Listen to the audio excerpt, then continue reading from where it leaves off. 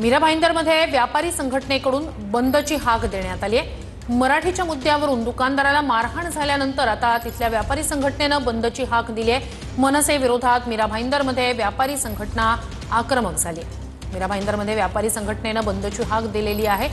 मराठीच्या मुद्द्यावरून दुकानदाराला मारहाण झालेली होती आणि त्यानंतर आता मनसे विरोधात व्यापाऱ्यांनी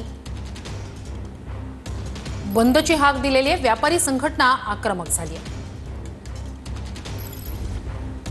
मराठीच्या मुद्द्यावरून दुकानदाराला मारहाण झाली होती आणि त्यानंतर आता मनसे विरोधात तिथली व्यापारी संघटना एकवटली आहे। मनसे विरोधात बंदची हाक मीरा भाईंदरमध्ये व्यापारी संघटनेनं दिलेली आहे।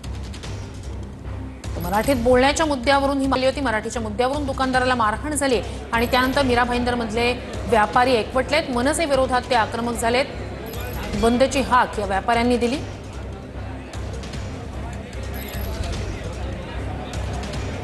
मराठीच्या मुद्द्यावर दुकानदाराला मारहाण झालेली होती आणि त्यानंतर मीरा भाईंदरमधले व्यापारी एकवटलेत, आक्रमक झालेले आहेत। बंदची हाक त्यांनी दिलेली आहे।